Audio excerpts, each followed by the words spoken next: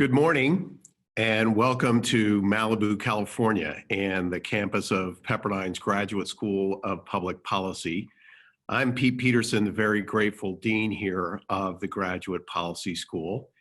And this is the second of 4 April short courses, a series that we've kicked off in light of current events to provide learning opportunities and engagement with some of our excellent faculty here. This morning is the first of 3 classes today. And again, very excited to welcome back Dr. Bill McClay, our Ronald Reagan Professor of Public Policy here for the 2019-2020 school year. He's going to be leading this session based on his textbook, best-selling textbook, Land of Hope and Invitation into the Great American Story. If this is your first time joining us, we are obviously using the Zoom platform. And so just a little, if you haven't used that before, you'll find it very easy. The video you'll be seeing here in just a couple minutes to connect directly with Dr. McClay. And you'll notice that your microphone icon in the lower left-hand portion of your screen should be set to mute for the beginning stage of this session. The format of these sessions are that we begin with about 45 minutes of lecture. Dr. McClay will talk through the second stage of this 4-class session. And then we'll leave the last 15 minutes for all of your questions. Questions can be answered very directly through the chat feature, which you'll also see at the bottom portion of your screen. You can enter your questions throughout this session, but we will be going directly to questions in the last 15 minutes of our time here. Due to the size of this group, we find it's just easier to use the chat feature to simply type in your questions, and then I'll moderate the Q&A when we get to the last part of this class. A little bit of background on Dr. McClay. Again, he is our Ronald Reagan Professor of Public Policy here at the Graduate School. He is full-time the GT and Libby Blankenship Chair in the History of Liberty at the University of Oklahoma and the Director of the Center for the History of Liberty. His book, The Master List, Self and Society in Modern America, was awarded the Merle Curdy Award of the Organization of American Historians for the best book in American intellectual history. Among his other books are The Student's Guide to U.S. History, Religion Returns to the Public Square, Faith and Public Policy in America, Figures in the Carpet, Finding the Human Person in the American Past, Why Place Matters, an edited volume on geography, identity, and public life in modern America, and the very important book upon which this class is built, Land of Hope, an Invitation to the Great American Story. Just so you know, following this class, we will be sending out to each of you who has registered a link to this recorded session, which you should feel free to share with others, as well as a link to the Amazon site for Bill's very important book, Land of Hope. I could not encourage more strongly the reading of this book, the using of it in classrooms, both high school and early year college. So without further ado, I welcome you here into the classroom, LC 155 here in Malibu, California, with Dr. Bill McClay. Dr. McClay. Thanks, Pete. Welcome to Malibu, although I have to tell you that whatever the weather is where you are, ours is no better. Unless you're having a blizzard up in the mountains. We have it cold and damp and rainy, all the things that Southern California is never supposed to be. So there you have it. Today, I want to talk about the American Revolution. A lot of ground to cover, and I hope that Dean Peterson won't be giving me the hook at some point when I'm right in the middle of making my ultimate point. But the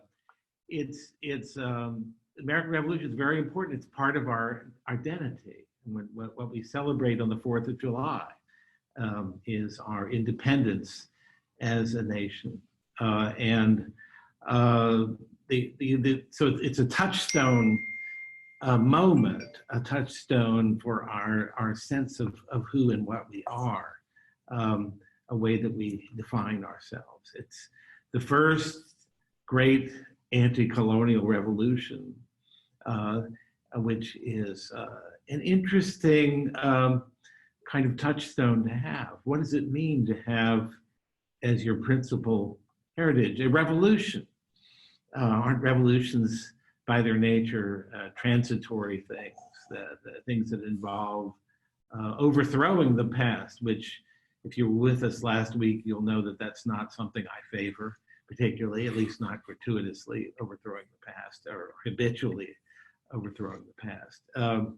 So it's a strange thing to be defined by this revolution. And it means we have to think carefully about what it means and what it doesn't mean to have a tradition of revolution. What was revolutionary about the Revolutionary War, as it's sometimes called? Was it, to ask the same question a little bit differently, was it a conservative revolution or a radical revolution? Both cases have been made, and persuasively, by distinguished scholars and historians. Carl Becker, who was a great American historian of the progressive persuasion, said that, and you'll see the quote up on your screen, that the American Revolution was not only about home rule, but about who would rule at home. And what does he mean by that? It's a nice little epigrammatic bumper sticker-like saying, but what it means is that it's not only about a question of redefining relations within the British Empire, that home rule would be accorded to the British North American colonies. But it was also a question of who was going to rule at home once the outcome had been decided. So it's a nice little saying that encapsulates some of the tensions in the way that we understand the revolutionary character of the American Revolution. It was, in many respects, quite different contrast to the French Revolution that would follow it, and in some ways take its cues from the American Revolution. It was not a thoroughgoing social revolution that transformed the fabric of society, but it was, in some respects, a radical undertaking. Gordon Wood has, the historian Gordon Wood has argued this, the radicalism of the American Revolution. Another question about the American Revolution: what were the motivating forces behind it? What were the motivating ideas? Was it religion? Was it secularism? Was it republicanism? Was it the ideas of the Enlightenment? Was it the tradition of English law? Any number of other possibilities that show themselves. To what extent was it dictated by economic factors first and foremost, and then the ideas just sort of caught up with justifying what was being done on material grounds? I think there's something to all of these, but there's something stronger that I think unifies many of the disparate elements that came to make up the revolutionary impulse, the revolutionary spirit, and certain habits of mind, distinctive traits of character among Americans, among British North Americans. And so I call this revolution in my book the revolution of self-rule. I see self-rule, the concept of self-rule, as unifying a lot of the disparate elements that surely informed the revolutionary cause and brought people together to that cause. There are implications and we could spend a lot of time talking about what does self-rule mean. It has implications for our concept of freedom, of liberty, of what we mean by those words, and both as individuals and in groups. I think this is somebody I don't often quote, but Jean-Jacques Rousseau said that freedom is the ability to live according to a law that you've dictated to yourself. That is a kind of self-rule. It's a kind of unpacking of what the concept of self-rule means. It's constitutionalism is another way that a people rule themselves. They create and ratify a constitution, a rule that by which they then thereafter agree to live. So freedom's not a blank check. It's not a kind of do whatever you want, ride your motorcycle down the highway on whatever side of the road you want. The whole idea of America as an experiment, which the founders themselves used all the time. They didn't mean a wide open experiment. They meant specifically, was it possible to have ordered liberty in a large republic, to have this concept of self-rule, of republicanism, work in a continental setting like our own. And we'll talk a little more about some of that next time. I'm going to talk about the Constitution. But okay, let me make a quick sprint through some history to kind of give us a sense of the roots of the antecedents of this revolution of self-rule. To begin with, in the English colonies, the colonists had developed a habit of governing themselves. Wonderful saying of Sir John Seeley was that the British Empire was created in a fit of absence of mind, which I think translated into somewhat less elegant phrasing means that it was a rather haphazard enterprise. It was not the result of a central plan.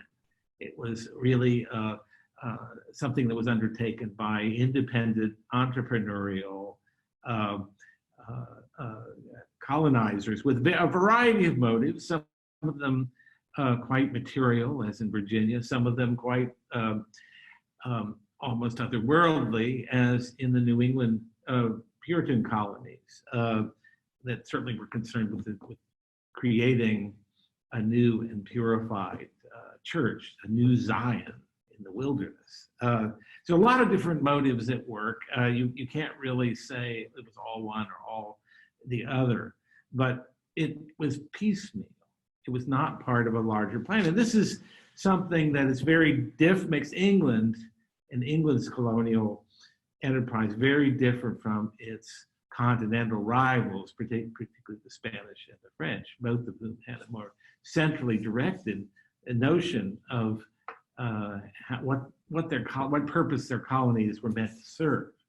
And this fit in with something else that was different about England vis-a-vis the continent.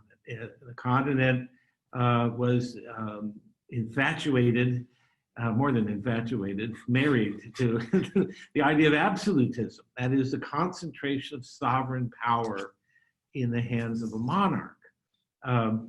And a monarch who claimed to the mandate of heaven, the mantle of heaven.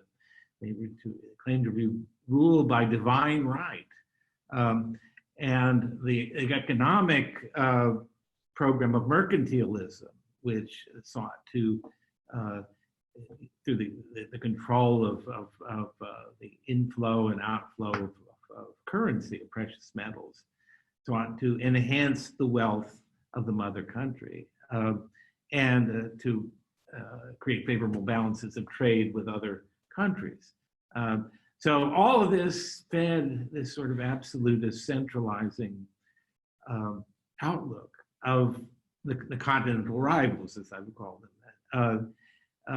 In England, though, you have a very different history. You have a history going back at least to Magna Carta of challenges to the power of the monarch, which, again, not in a non-systematic way, through a series of events. You really have to tell the story of English history to get the process by which the English arrived in 1688 with the Glorious Revolution at a constitutional monarchy, a monarchy that is limited by a constitution that's answerable to a representative body called Parliament that increasingly is the source of political power from that point on. And the Glorious Revolution importantly serves as an example for the precedent for the American Revolution, which comes along a little less than 100 years later. All this time, British colonial policy was, to put it mildly, on the back burner. The British were, throughout all the 17th century, they were fighting with one another about who ran the shop, and it's this concentration on domestic turbulence, a civil war, a regicide, all kinds of interesting, lively stuff. No master plan emerged for what to do about the colonies. In the meantime, these colonies were flourishing. American colonial self-governance was remarkably, there were some places where it's more effective than others, but it was remarkably sustainable and effective. And in many ways, the colonies, to make a big generalization, but they replicated the arrangements between the governor and the legislature that you see emerging in English constitutionalism. The larger point being that the colonists were acquiring the habits of self-rule. They were taxing themselves through their own representative assemblies. They were, in that sense, taxation with representation was part of their experience. They did think of themselves as Englishmen, and they thought of themselves as Englishmen who were proud to have the rights of Englishmen. But as things were working out, they didn't really have to pay a sort of a price to the metropolitan power, to the mother country, in order to have and exercise those rights. What comes along to change things and bring these different models of colonization, the French and Spanish model being one way and the British being another, particularly the Spanish and the English are a great contrast. But what really brings the matter to a head in the 18th century is the French and Indian War. The Spanish are out of the picture by this time, at least in the eastern areas. The French and Indian War was, and again, I don't want to get into the details of it, but the French and Indian War was ultimately about, and it was part of a larger world war, the 7 Years' War. But in the North America, it was about whether or not the French would be able to continue their colonial enterprise in the New World, and to collapse it all into a few words. They lost. They lost very badly, thanks to a concerted and a very expensive effort by the British. 1763, the Treaty of Versailles, the Treaty of Paris was concluded early 1763, and French North America was done. It was a thing of the past, except for a couple of small islands. It was a great victory. It seemed to betoken British domination of the entire New World. But here we come with one of those you can take to the bank sort of proverbs, that every expansion, every success in war means the creation of new problems. This is one of the sad facts of history, that the French and Indian War was no exception. This victory would mean the end of the policy known as benign neglect towards the North American British colonies. This had been, for the colonists, this freedom from centralized control had been the source of a lot of their prosperity and creativity and freedom. So a kind of loose jointed empire was very pleasing to them. In addition, the war brought about some of the first stirrings of an American national sentiment. Remember, I said that the colonists were very proud of being Englishmen. They thought of themselves as having the rights of Englishmen. They didn't really have a strong sense of identity as Americans. Well, there's nothing like war and fighting side by side in a war to bring people together. And there was even a plan that Benjamin Franklin had a hand in hatching, as he had a hand in almost everything for the next 50 years, called the Albany Congress, which would have created a kind of loose confederation of the American, the British colonies. Excuse me. That didn't go anywhere at the time, but it's an inkling, it's a stirring of American national sentiment. But getting down to brass tacks, it was the British who had to pay for all this fun and games. They had paid a huge amount in blood and treasure to win this victory and secure the freedoms of the North American colonists. And so let me quote Adam Smith, the great economist, political philosopher, political economy philosopher, you name it. Adam Smith said, it was no longer possible for the colonies to be considered provinces of the British Empire, which contribute neither revenue nor military force toward the support of the empire. Adam Smith was friendly he would be friendly to the American enterprise, but what he said had a certain validity to it. And certainly this was the opinion of Britons who had gone into debt for the sake of the colony. So that begins to become an issue very, very early on.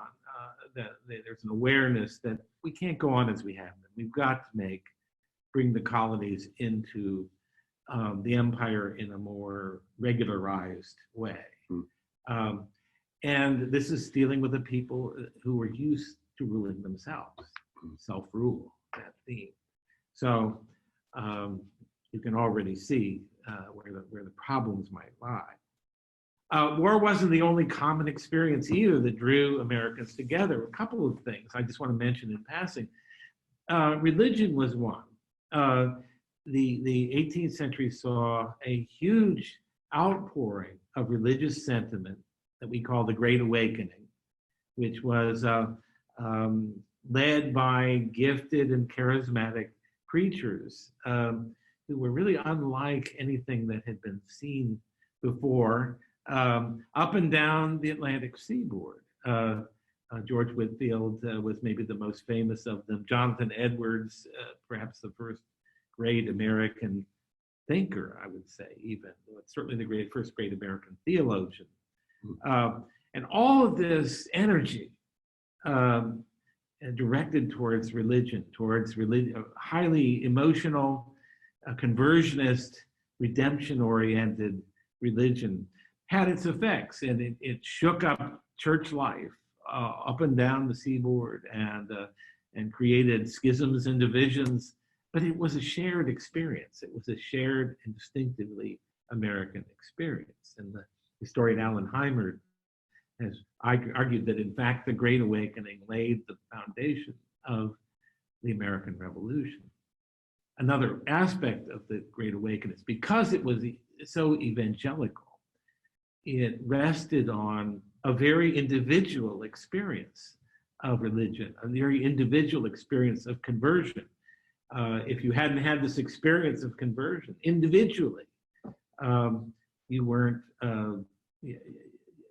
there yet.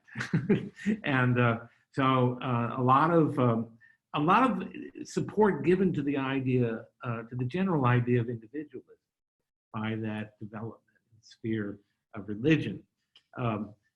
And some, also I should mention that that the Great Awakening had an appeal to common people.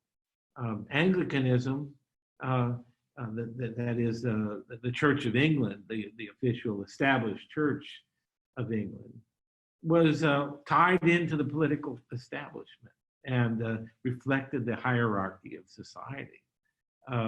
Evangelicalism had a great appeal to the common people. It was no respecter of persons, as they say. So that's something else that helps to feed this sense of America as a distinct entity.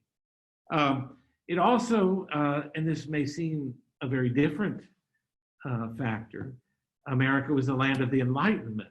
It was perfectly situated to be fertile ground for the Enlightenment because it was a land of nature rather than culture. It was a land yet to be developed. It didn't have the great, rich traditions of the mother country, but what it had was freedom from the weight of the past, freedom to make one's own way in accordance not with inherited, traditional, often hierarchical laws that derive from custom.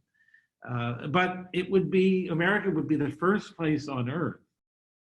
This is really an important thing to take in. The first place on earth where the idea that each individual possessed natural rights that were not derived from government, not derived from the disposition or the dispensation of a king, but from nature or God, depending on how one defined the term, but that were not from any man, any human authority.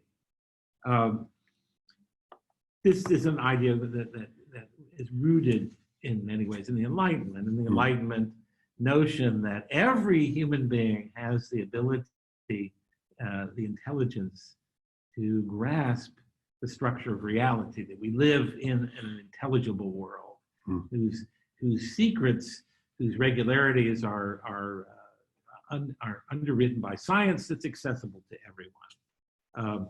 And in some ways, Benjamin Franklin was a great embodiment of that, just as Jonathan Edwards was, of the evangelistic or Protestant strain. Interesting thing is that in America, these two things went together. In early America, science, Protestantism, they went together. And they both reinforced this sense of the empowerment of the individual person. Okay, so back to the French and Indian War.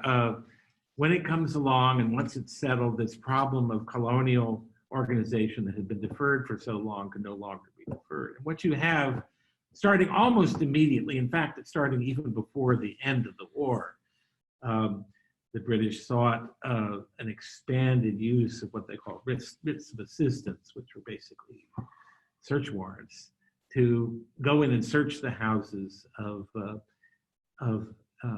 men who were suspected of being smugglers, because there were those who were willing to trade with the French during the war, and this was a war measure to root them out. But it's the beginning of, it was seen as the beginning of an effort to restructure things.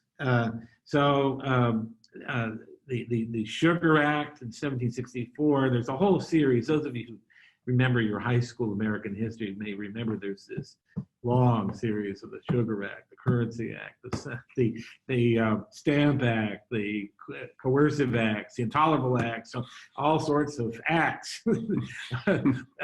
that were efforts on the part of the Parliament and the King to bring about this restructuring of the imperial arrangements that had gone on in this lax, haphazard, free, fit of absence of mind kind of way. And when these infringements began to take place, Americans really got their back up quite quickly. Boston clergyman Jonathan Mayhew said, almost every British American considered the act, this is the Stamp Act, as an infraction of their rights, their dearly purchased privileges. Patrick Henry, who really got whaling later on this with his great give me liberty or give me death speech, but he said his colony's House of Burgesses, that's Virginia's House of Burgesses, had the only and sole and exclusive right and power to lay taxes. Parliament had no such right. So this is when you begin to hear the cries of no taxation without representation. It is a tricky problem. How were these colonies that were so distant from the mother country, how were they to be represented? You know, you couldn't send people on ships across the sea to make decisions, then come back. It simply wasn't practical. So in some ways, the delay and the sense of separation between mother country and colonies, so that delay underwrote, made it a real problem to think about how to consolidate the empire. So the British came up with this notion of virtual representation, anticipating the 21st century. We're having a virtual classroom. But that didn't fly in the 18th century. The notion that the colonies were virtually represented by the existing parliament. That's a very ingenious idea, but as I say, it did not fly. So what was going on the American side, and I'm not going to take you through one act after another, which most of which failed miserably, as you'll see in the wind-up to this lecture. But what I'm interested in is the change in American sensibilities, and that's what's going on all through this. As there is any time you have people who are enduring a like threat to their well-being. In an odd way, our current dispensation that has us talking to one another through gadgets and staying 6 feet at least away from one another is a kind of unifying experience. It's something we will all remember having gone through together, assuming we survive it, which I'm assuming.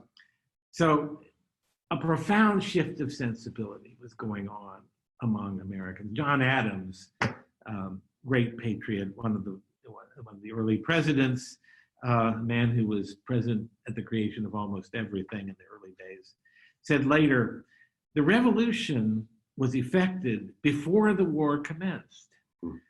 The revolution was in the minds and hearts of the people, a change in their religious sentiments of their duties and obligation. He means religious, I think, there in a larger sense, of a sense of duties to the monarch.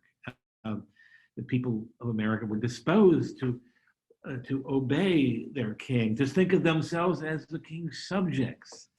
Part of this shift in sensibility that Adams is describing is a shift from being subjects to being citizens, to being Republican citizens.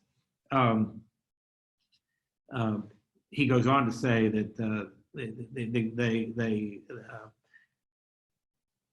they were renouncing the law and constitutions derived to them from the God of nature and transmitted to them by their ancestors, and behaving like tyrants, that is, the British were. And at that point, Americans' filial affections ceased, were changed into indignation and horror.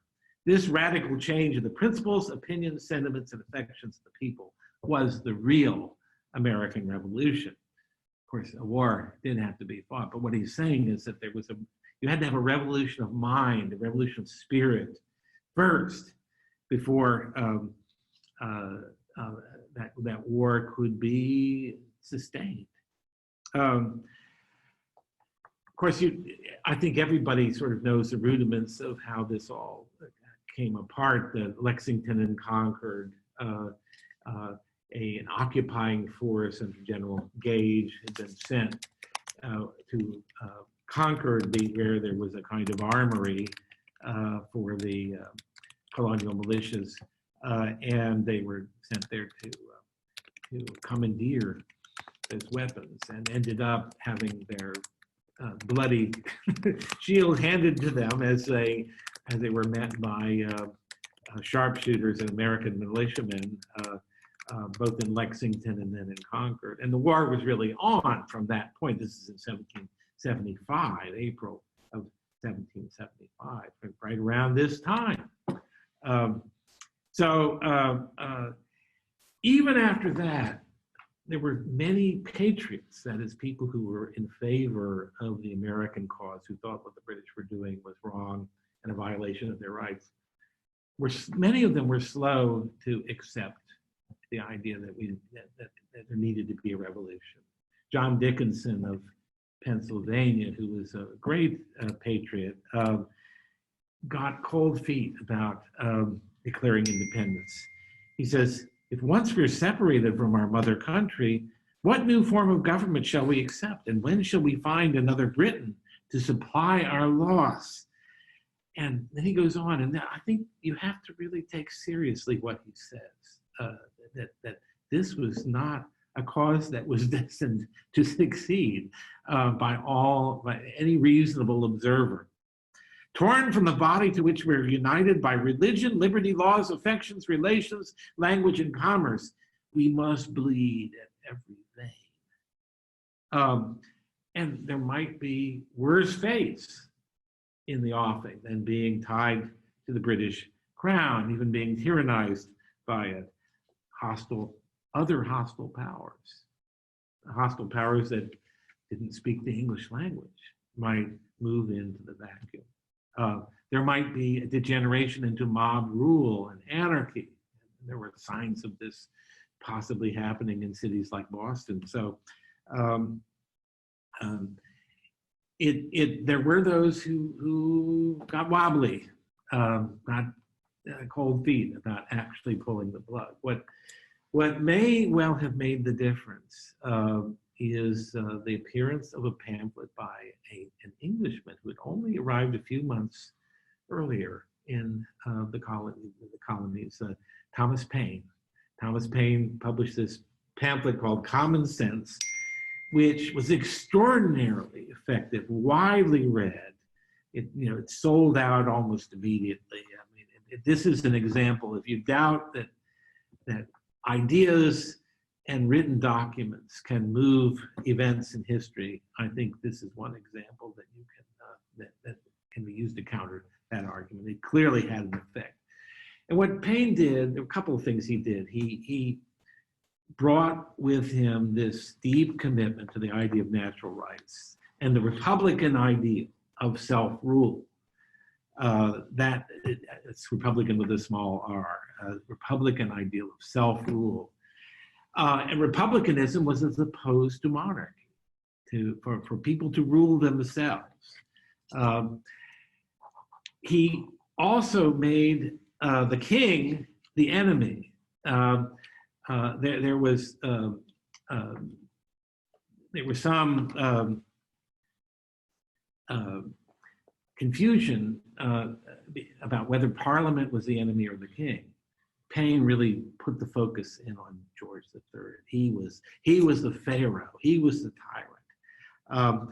So not long after this, the Continental Congress came together. July 2nd, 1776, voted for independence. And then July 4th, the day we celebrate, adopted Thomas Jefferson's great Declaration of Independence, which appears I'm not going to have time to talk about because I've gone on too long about other matters. But I'll say this: if we look at the opening, the second paragraph of the Declaration, notice that Jefferson said his purpose in writing the Declaration was, and I quote, not to find out new principles, but to place before mankind the common sense of the subject and formulate an expression of the American mind. He was trying to kind of channel the thoughts and sentiments of the American people. And if you look at this paragraph, which is one of the noblest expressions of freedom ever written, notice that he says that governments derive their powers from the consent of the governed, which is a crisp statement of the principle of self-rule, that a government that fails to gain that consent, that deviates from that to which the people have consented, does not deserve their allegiance.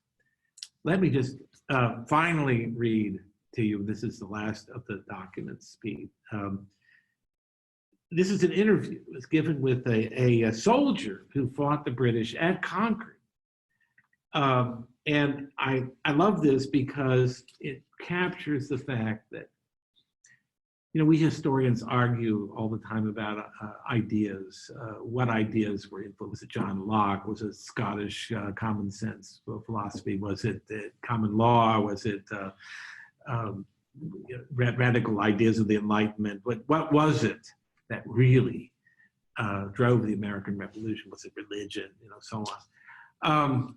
I think there's a fair amount of evidence that self-rule is the unifying thread in all this. And I love this interview with Levi Preston, who was 91 years old at the time he was being interviewed in 1843, but clearly remembered things quite well. So let me just read this and then we'll take our questions. Captain Preston, why did you go to the Concord fight the 19th of April, 1776? 9 days from now. The old man bowed beneath the weight of years, or bowed beneath the weight of years, raised himself upright and turning to me said, "Why did I go?" "Yes," I replied, "my histories tell me that you were men of the Revolution took up arms against intolerable oppressions." "What were they? Oppressions? I didn't feel them." "Well, were you not oppressed by the Stamp Act?" "I never saw one of those stamps, and always understood that Governor Bernard had put them all in Castle William. I'm certain I never paid a penny for one of them." "Well, what then about the tea tax?"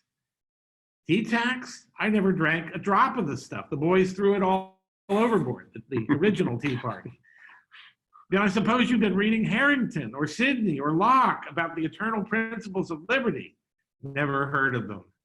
We only read the Bible, the Catechism, Watts' Psalms and hymns, and the Almanac." "Well then, what was the matter? And what did you mean in going to fight?"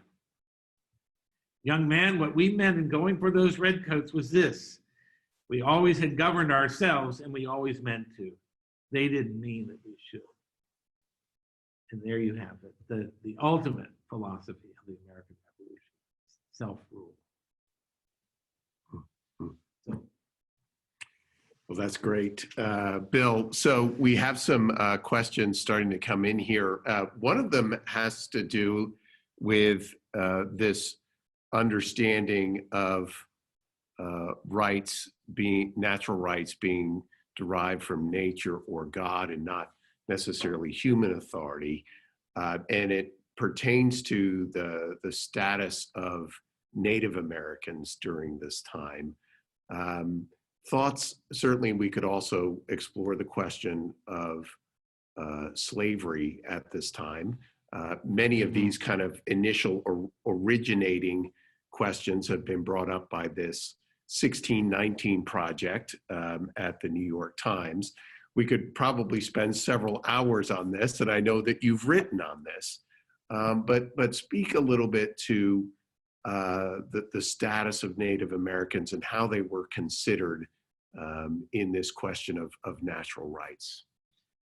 Yeah, I mean, I think that they really weren't seen as a part of that orbit, although there were those who did think. I mean, even going back to Colonial, earlier Colonial times. Roger Williams, for example, who was one of the great figures in the history of religious liberty, also strongly believed that the English colonists were violating fundamental rights of the native peoples in acquiring their land and failing to recognize their hunting grounds and that sort of thing. But this is, I think, a way in which the Declaration, let me put it this way, some people would argue that anytime you have a political document, as anyone who's ever worked on a committee knows, especially if it's a long and consequential document, there are going to be passages that are written in such a way that different signatories, different people identified with that document, can understand the phrases meaning different things. Very good. Very good. So that's one way to think about it. I think we may make a mistake in trying to apotheosize the Declaration in the way that we do. I think there's a reasonable case to be made that what Jefferson primarily had in mind, or at least the way many of the signatories saw what he was writing, when he said all men are created equal, he was really saying that Americans are equal to Englishmen. And Americans meaning Englishmen living in America, the colonial white settlers. Not everybody read it that way, and there were people that there was certainly at the Constitutional Convention, which would be a more appropriate moment to talk about some of these issues than the Declaration, which the Declaration was really at the time intended to be a kind of press release to the world saying, this is why we're doing this. A decent respect for the opinions of mankind. We're explaining ourselves. Over time, and with a great nudge from Abraham Lincoln, the Declaration came to be seen as a foundational document. I don't think it was at the time. I think it grew into that role, and I think quite legitimately. But that's different than thinking that at the time it was drafted. Jefferson and company all thought, okay, this is the basis of this theoretical human rights basis on which we're going to found our nation. So, but there were those who saw, even at the time, the inconsistency between the professions of natural rights by the colonists and their actions, particularly in countenancing the institution of chattel slavery. Samuel Johnson famously said, why is it we hear, I won't get this quite right, but why is it we hear the loudest yelps for liberty from the drivers of Negroes? In other words, why do people like the Virginians who are so identified with the patriotic cause, why do they not see an inconsistency in their own belief in the legitimacy of ownership of human beings? What I would say, and I think this is extremely important with the Constitutional Convention, and there's a new book out about this that the questioner I recommend by John Wilentz of Princeton called No Property in Man. And what Wilentz does, he really examines in a very thorough way the proposition, can we really understand the Constitution as a pro-slavery document? And he comes to the conclusion, and he's a man of the left who I think if he felt the evidence was going the other way, he would have gone that way. But that the framers of the Constitution were at great pains.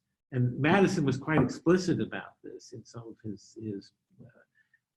his writings, that there was not to be any room for a declaration of principle that there could be property in man.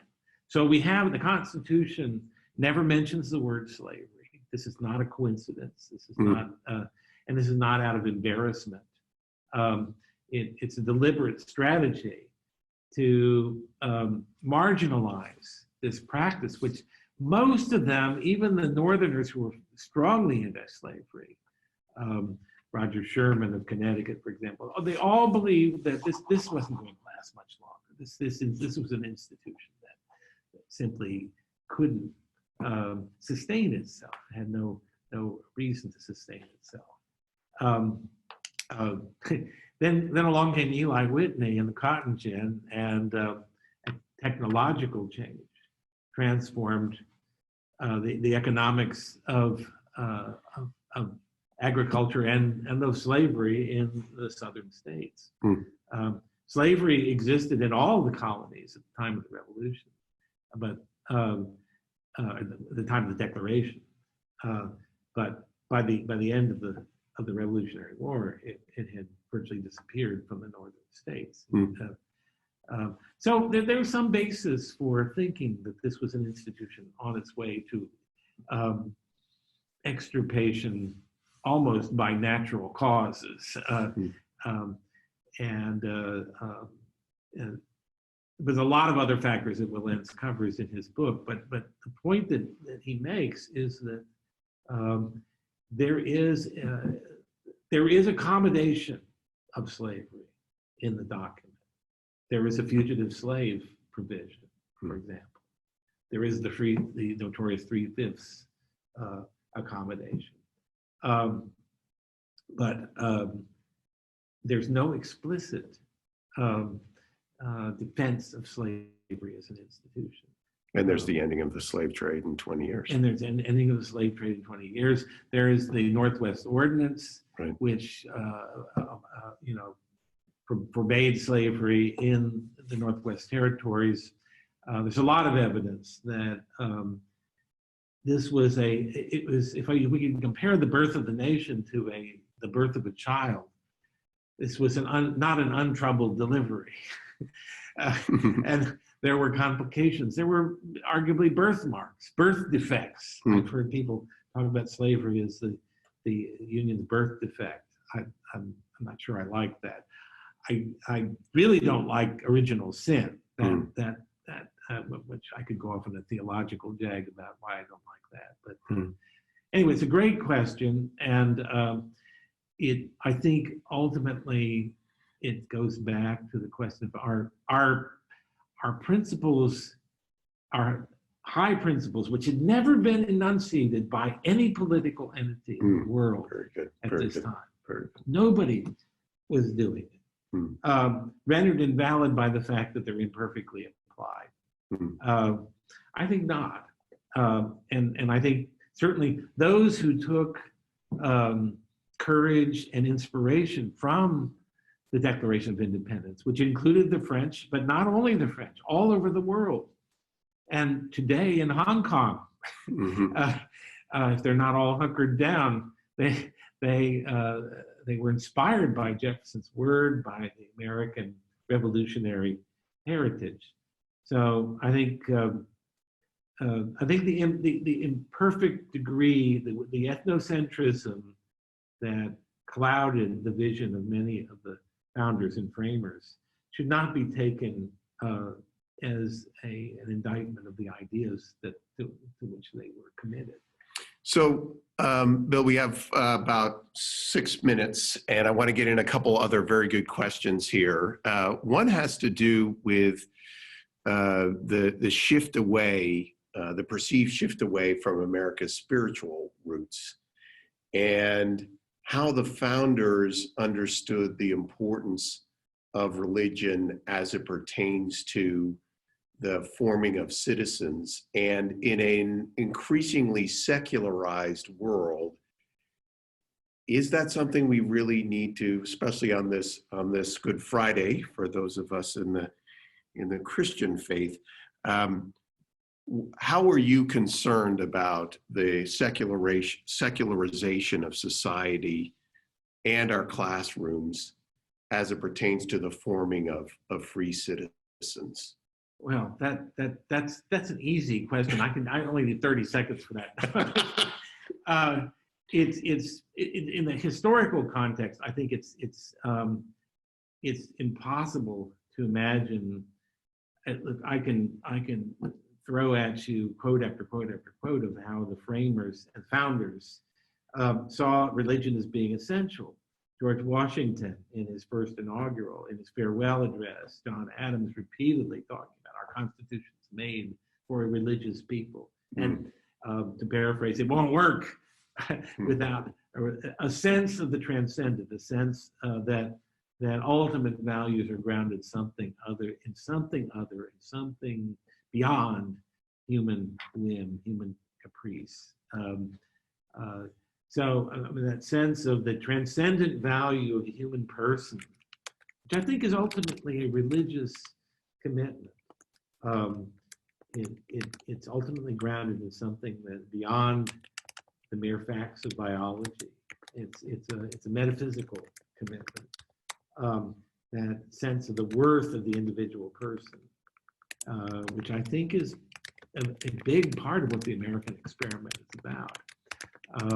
It's hard to see that surviving without some sense of the grounding of that worth in something that is beyond our ability to alter it at our pleasure. So I think even Jefferson, who was thoroughly heterodox, and by the way, if I could just in passing mention, there's a wonderful book by Mark David Hall called, a very new book called Did America Have a Christian Founding? And it's the best, most balanced, scholarly examination of this subject. And he ends up saying effectively, yes, but not necessarily in the way that some religious people think, but that it's impossible to imagine the American founding taking place without a pervasive sense of a kind of generic Protestant Christianity as part and parcel of it. Even Jefferson, as I was going to say a minute ago, who is certainly not a Christian in any recognizable sense of the word, maybe at most a Unitarian. But Jefferson is very respectful while he's president of prayer and public prayer. And he famously says that, and this is early on in his career,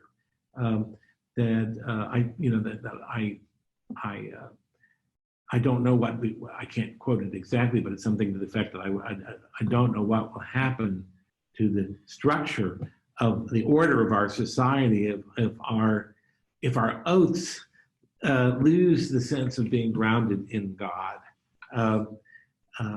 I've mangled that pretty badly, but it's a consistent theme in Jefferson. When the Missouri Compromise, the issue over Missouri's admission as a state, which comes toward the end of his life, he's out of political life. This is in 1820. He calls the controversy a fire bell in the night. Fears it will betoken the end of the Union. And he says, "I tremble for my country when I reflect that God is just and His mercy does not sleep forever." So. Even Jefferson, in correspondence, not just in speeches, but in correspondence, found it important to recur to the language of religion. Lincoln, who is the only American president who was not ever a member of a church, isn't that interesting? And yet Lincoln grew into a religious sensibility during his years in office. And you can see it happening. If you just read through his speeches, you can see it happening. And by the time he gives his second inaugural address, he's drawing on the language and concepts of the Hebrew Bible to envision this massive, calamitous war. It went beyond anything anybody expected at the outset. that maybe this was in some way a punishment visited upon us for the national sin of slavery, of holding human beings in bondage. He is clearly unable to make persuasive rhetorical appeals to the American people without drawing on the language of religion. And I think himself, there's plenty of evidence that he himself found that without being able to draw on those resources, he was not able to govern. Franklin Roosevelt, you should look sometime at his prayer over the radio on the day of the D-Day invasion. It's about as God-soaked a document, and Trinitarian Christian too. It's another myth about the founders, that they were deists. They weren't, by and large. They were Trinitarian Christians.